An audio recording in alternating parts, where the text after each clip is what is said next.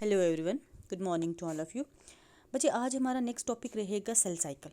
ठीक है, और सेल साइकिल जो है हमारे यूनिट सेकंड का सेकंड सब यूनिट है। ठीक है, आपको मैंने यूनिट सेकंड का फर्स्ट वाला सब यूनिट जिसमें हमने सारी की सारी सेल ऑर्गेनेलीज थी वो हमने कर ली हैं, जो भी सिलेबस में मेंशन थी और जितनी भी ऑर्गेनेलीज थी हमने कर ली हैं।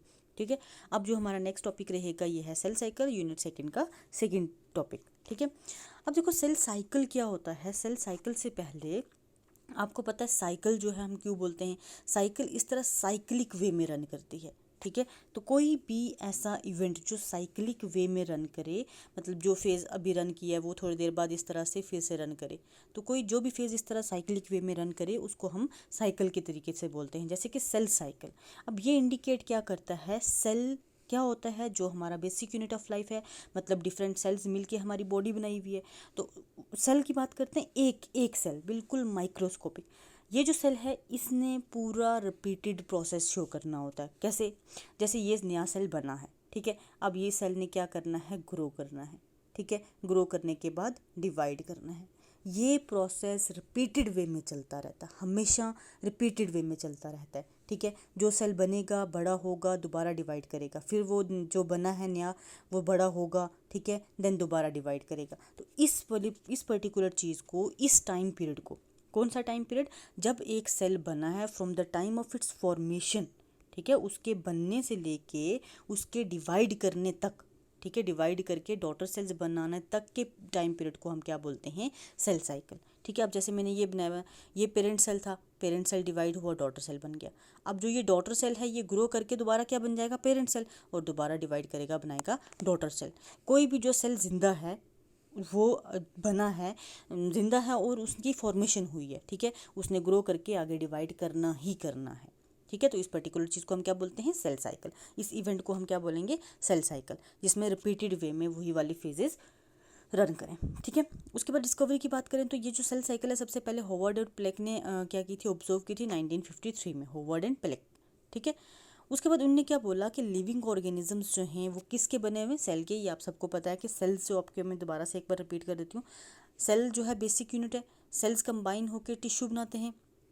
ठीक है, टिश्यूज़ जो हैं वो कंबाइन होके ऑर्गन बनाते हैं, ऑर्गन कंबाइन होके पूरा एक ऑर्गन सिस्टम बनाते हैं। ठीक है, जैसे मैंने ये डाइजेस्टिव सिस्टम बनाया, इसी तरह डिफरेंट डिफरेंट ऑर्गन सिस्टम, जैसे कि यहाँ पे रेस्पिरेटरी सिस्टम, ये लंग्स हो गए, different different organ systems combine होके कंप्लीट ऑर्गेनिज्म बनाते हैं। लेकिन अगर बेसिक यूनिट की बात करें तो हमारा क्या रहता है, सिर्फ और सिर्फ सेल जो है हमारा बेसिक यूनिट रहता है। अब जो जितने भी लिविंग ऑर्गेनिज्म है सेल से बने हुए हैं, ये कॉमन सी बात है, हर किसी को पता होती है। अब जो सेल्स हैं हमारी बॉडी के सेल्स तीन तरह के, कौन कौन से, जो जैसे ही बने उसके बाद कभी भी डिवाइड नहीं होंगे, स्टॉप्स डिवाइडिंग आफ्टर फॉर्मेशन, बनने के बाद डिवाइड नहीं होंगे। कुछ ऐसे सेल्स होते हैं जो डिवाइड होते हैं only at the time of requirement, जब ज़रूरत होती है तब डिवाइड होंगे, अदरवाइज वो डिवाइड नहीं होते। और कुछ ऐसे सेल्स हैं जो हमेशा डिवीज़न शो करते रहते हैं, कंटिन्यूसली उनमें डिवीज़न शो होती रहती है। अच्छा, ऐसे सेल्स जो कभी भी डिवाइड नहीं करते वो हमारे पास है न्यूरॉन्स। ठीक है, न्यूरॉन्स हमारे पास ऐसे सेल्स होते हैं जो कभी भी दोबारा डिवाइड नहीं करते। मसल सेल्स ऐसे होते हैं जो at the time of requirement, जैसे कि हमें लग जाती है, ज़ख्म हो जाता है, तो उस हीलिंग में मसल सेल्स डिवाइड करते हैं। ठीक है, तो at the time of requirement divide करेंगे। और बोन मैरो और गोनेड्स ऐसे वाले सेल्स होते हैं जो कंटिन्यूसली डिवाइड करते रहते हैं। अच्छा, बोन मैरो में बनते हैं हमारे ब्लड सेल्स। ठीक है, और आपको पता है आरबीसीज जो होते हैं, जैसे मैं एक एग्जांपल ले रही हूँ, आरबीसीज का लाइफ स्पेन होता है जस्ट 120 डेज, तो 120 डेज के बाद नया आरबीसी चाहिए होता है। ठीक है, तो इस तरह कंटिन्यूसली फॉर्मेशन और डिग्रेडेशन होती रहती है। इसलिए बोन मैरो और गोनेड्स, गोनेड्स कौन से, जिसमें हमारे मेल में स्पर्म्स बनते हैं, फीमेल में ओवरी बनती है, तो ये कंटिन्यूसली सेल डिवाइड करते रहते हैं। बाकी ये only at the time of requirement, और कुछ एक ऐसे सेल्स हैं जो कभी भी डिवाइड नहीं करते। अच्छा, जो सेल कभी भी डिवाइड नहीं करते जैसे न्यूरॉन है, ये चले जाते हैं G0 फेज़ में, आगे G0 फेज़ भी आ जाएगा, या फिर इनको बोलते हैं क्यूसेंट स्टेज, क्यूसेंट। ठीक है, जो दोबारा डिवाइड नहीं करेंगे, क्यूसेंट स्टेज पे चले जाते हैं न्यूरॉन सेल्स पर्टिकुलरली।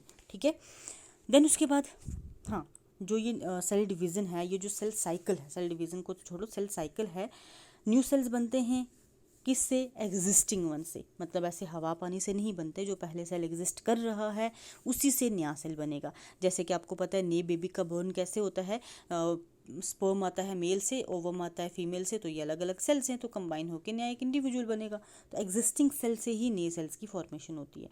और जो ये सेल्स साइकिल होता है ये completely controlled, genetically controlled process होता है।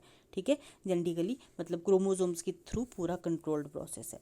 अब जो ये सेल साइकिल है इसको एक वन वर्ड में अगर डिस्क्राइब करना चाहें तो सिंथेसिस, प्रोसेस ऑफ सिंथेसिस या process of formation of cell that leads to growth, and growth, after growth cell will divide. ठीक है, ये तीन चीज़ें आपको हर हाल में याद रखनी है, सिंथेसिस, ग्रोथ, डिवीज़न।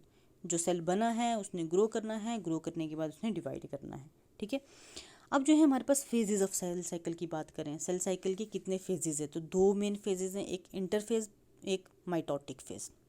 ठीक है, अब इसको कंप्लीट डिस्क्राइब करने से पहले मैं बता दूं, जो इंटरफेज होता है ये हमें विजिबली जो है इनएक्टिव फेज दिखता है। विजिबली हमें ऐसा लगता है कि इसमें कुछ भी नहीं हो रहा, बिल्कुल इनएक्टिव फेज है, और ये जो एम फेज है ये एक्टिव फेज दिखता है। बट एक्चुअल में रियल सेंस में ये बहुत एक्टिव फेज होता है। इंटरफेज जो है बहुत ज़्यादा एक्टिव फेज होता है। और दोनों फेजेस की बात करें तो इंटरफेज लॉन्गर रन करता है, ज़्यादा लंबे टाइम तक रन करता है, माइटोटिक फेज बड़ी कम टाइम तक रन करता है। ठीक है, इंटरफेज में फर्दर 3 फेजेज हैं, G1 फेज है, S फेज है और G2 फेज है। माइटोटिक फेज में कैरियोकाइनेसिस और साइटोकाइनेसिस, आगे इनकी डिस्क्रिप्शन देखते हैं।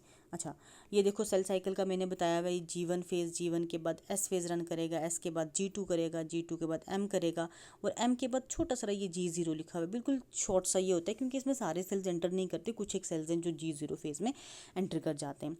ठीक है, अब सबसे पहले इंटरफेज की बात करें, इंटरफेज को प्रिपरेटरी फेज भी बोला जाता है। प्रिपरेटरी क्यों, मतलब इस फेज में सेल क्या है, प्रिपेयर करता है खुद को डिवीज़न के लिए। ठीक है, डिवीज़न के लिए, क्योंकि इंटरफेज के बाद माइटोटिक फेज है, माइटोटिक फेज को डिवाइडिंग फेज बोलते हैं। तो इस दौरान सेल ने खुद को प्रिपेयर करना होता है डिवीज़न के लिए। अब प्रिपेयर क्यों करना, देखो हमारे सेल में हर एक चीज़ एक एक होती है, जैसे एक माइटोकॉन्ड्रिया हो गया, एक न्यूक्लियस हो गया, एक गोल्गी बॉडी होगी, इस तरह से होती हैं। तो सेल प्रिपेयर क्यों करता है कि इन सारी चीज़ों का नंबर डबल हो जाए। नंबर डबल होगा तभी तो इक्वल डिवीज़न होगी, तभी तो इक्वल टाइप के सेल्स बनेंगे जिनमें सारी ऑर्गेनेलीज होंगी।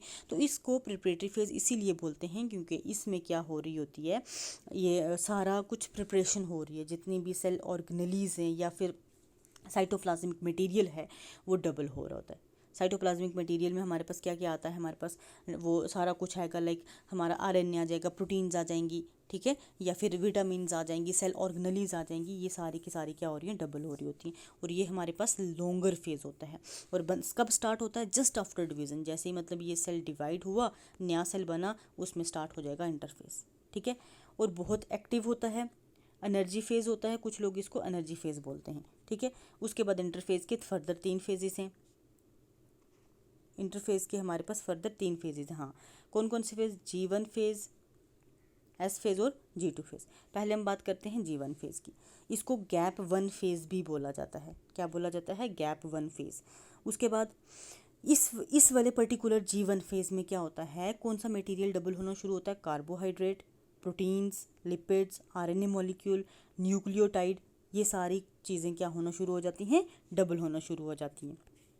ठीक है, G1 फेज़ में ये आपको चीज़ें याद रखनी है। G1 फेज़ में carbohydrate, protein, lipid molecule, RNA molecules और न्यूक्लियोटाइड जो हैं डबल होना शुरू हो जाते हैं।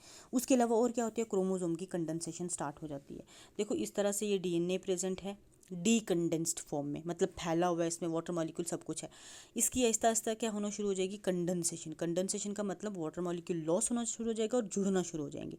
कंडेंस्ड फॉर्म को हम बोलते हैं क्रोमोसोम, डीकंडेंस्ड फॉर्म को हम बोलते हैं डीएनए। बाकी डीएनए और क्रोमोसोम में कोई डिफरेंस नहीं होता, ये चीज़ आपको याद रखनी है। अच्छा, उसके बाद जो ये G1 फेज़ है, G1 फेज़ के बाद आएगा S फेज़। अब ऐसे ही अपनी मर्ज़ी से नहीं है कि G1 फेज़ हुआ तो चला जाएगा S फेज़ में, ये भी कम्प्लीटली कंट्रोल्ड प्रोसेस होता है। हमारे पास कुछ एक साइक्लिन प्रोटीन्स हैं और साइक्लिन डिपेंडेंट काइनेज, प्रोटीन और काइनेज क्या होता है, एंजाइम्स हैं, ये क्या करते हैं, ये सिग्नल देते हैं पर्टिकुलर टाइम पीरियड, मतलब पर्टिकुलर टाइम पीरियड के बाद ही G1 फेज़ से S फेज़ में रन करता है सेल, अदरवाइज ऐसे कभी भी रन नहीं करता। ठीक है, तो जो ये चीज़ें हैं जो मतलब कंट्रोल करती हैं सेल के इवेंट्स को कंट्रोल करती हैं, उनको हम क्या बोलते हैं, चेक पॉइंट्स। ठीक है, अगर ये चेक पॉइंट्स ना हों, ठीक है, अगर ये चेक पॉइंट्स ना हों तो G1 फेज़ आराम से छोटा हो जाए या लंबा हो जाए, एस फेज़ भी उसी तरह छोटा या लंबा हो जाए, लेकिन ऐसा कभी भी नहीं होता। एक पर्टिकुलर टाइम पीरियड जितनी रिक्वायरमेंट होती है डबलिंग होने की, वो जब तक वो डबल नहीं होता तब तक चेक पॉइंट से आगे ये रन नहीं कर सकता। ठीक है, तो ये कम्प्लीटली, मैंने पहले ही आपको बताया था, कम्प्लीटली कंट्रोल्ड प्रोसेस होता है। तो इसलिए चेक पॉइंट्स क्या करते हैं, इनिशिएट करते हैं, सिग्नल देते हैं, तो अगला फेज़ रन करता है। ठीक है, इनको डिसाइडिंग पॉइंट्स भी बोलते हैं। अब G1 फेज़ हो गया, देन उसके बाद आएगा हमारे पास एस फेज़। एस फेज़ को सिंथेटिक फेज़ बोलते हैं। ठीक है, और एस फेज़ में जो सबसे स्पेशल चीज़ है कि एस फेज़ में क्या होता है, अगर आपको कोई पूछे, मतलब कुछ एक पर्टिकुलर स्पेशल होता है ना, बाकी कॉमन से होता है, तो इसका स्पेशल होता है रेप्लिकेशन ऑफ डीएनए। अब रेप्लिकेशन क्या है, जैसे कि ये एक डीएनए प्रेजेंट है हमारे पास, इसकी डबल कॉपीज़ बनना, डीएनए टू डीएनए बनने के प्रोसेस को हम क्या बोलते हैं, रेप्लिकेशन। ठीक है, तो डबलिंग हो रही है, एस फेज़ में सिर्फ डीएनए की डबलिंग होगी। G1 फेज़ में मैंने बता दिया जो चीज़ें, उन्हीं की डबलिंग होगी, डीएनए हमने वहाँ नाम नहीं लिया था। हाँ, न्यूक्लियोटाइड्स लिए थे। न्यूक्लियोटाइड्स जो हैं डीएनए के बेसिक मटेरियल होते हैं। इनको मैं किसी दिन फिर आपको न्यूक्लियोटाइड, हाँ न्यूक्लियोटाइड्स का अलग से है हमारा टॉपिक, उसमें डिटेल बता दूंगी मैं आपको। अभी जस्ट आप न्यूक्लियोटाइड्स का नाम याद रखो, डिटेल हम करेंगे। ठीक है, तो डीएनए की डबलिंग होना शुरू हो जाएगी किसमें, एस फेज़ में, और क्रोमोसोम फुली कंडेंस्ड हो जाएगा। ठीक है, क्रोमोसोम बन जाएगा, DNA to chromosome, fully condensed form को क्रोमोसोम बोलते हैं ना। और क्रोमोसोम भी क्लियरली हमें विजिबल होने लगेगा। क्रोमोसोम के सेंटर में सेंट्रोमियर है, सेंट्रोमियर के सराउंडिंग में काइनेटोकोर है और क्रोमेटिड्स हैं। अब काइनेटोकोर क्या है बच्चे, ये एक ऐसा प्रोटीनिशियस कम्प्लेक्स होता है जो क्रोमेटिड्स को, ठीक है, क्रोमोसोम की क्रोमेटिड्स को सेंट्रोमियर के साथ अटैच होने में रोल प्ले करता है। ठीक है, क्रोमोसोम भी हम अलग से करेंगे। देन उसके बाद नेक्स्ट है हमारे पास G2 फेज़। ठीक है, कौन सा फेज़ है, G2 फेज़, जिसको गैप 2 फेज़ भी बोला जाता है। ठीक है, G1 फेज़ था गैप 1, G2 फेज़ जिसको गैप 2 फेज़ बोला जाता है। इसमें पर्टिकुलरली सेल ऑर्गेनेल्स जो हैं वो अपना नंबर इंक्रीज़ करना शुरू कर देती हैं। ठीक है, पहले में था साइटोप्लाज्मिक कंटेंट, मतलब जिसमें कार्बोहाइड्रेट, प्रोटीन, विटामिन वगैरह आती हैं। ठीक है, दूसरे में आ गया डीएनए का कंटेंट, तीसरे में फिर फर्दर क्या है, सेल ऑर्गेनेल्स का कंटेंट जो है वो इंक्रीज़ होना शुरू हो जाता है। ठीक है, और डीएनए की सिंथेसिस बिल्कुल रुक जाती है। डीएनए की सिंथेसिस को क्या बोला था अभी, रेप्लिकेशन बिल्कुल कंप्लीटली स्टॉप हो जाती है। ठीक है, और ये वाला पर्टिकुलर फेज़ जो है ये सेल को प्रिपेयर करता है कि आपको अब डिवाइड करना है, पूरा प्रिपेयर करता है कि नेक्स्ट आपको डिवाइड करना है। ठीक है, और यहाँ पे भी चेक पॉइंट्स लाई करते हैं जो क्या करेंगे, G2 phase two M phase में इसको इनिशिएट करेंगे, इनको क्या करेंगे, स्टिमुलेट करेंगे कि अब आपको M फेज़ में एंटर करना है। ठीक है, और उन्हीं कुछ एक चेक पॉइंट्स हैं, चेक पॉइंट्स की डिटेल आपको डिस्क्रिप्शन नहीं करनी, जस्ट आपको याद रखना है कि चेक पॉइंट्स होते हैं। ठीक है, अब जो सेल एंटर कर गया, कभी कभार ऐसा होता है म्यूटेशन हो जाती है डीएनए के बनने के टाइम, जब रेप्लिकेशन हो रही थी, न्यूक्लियोटाइड्स की प्रॉपर अरेंजमेंट नहीं हो सकती या किसी भी वजह से म्यूटेशन हो जाती है तो डीएनए प्रॉपर नहीं बनता।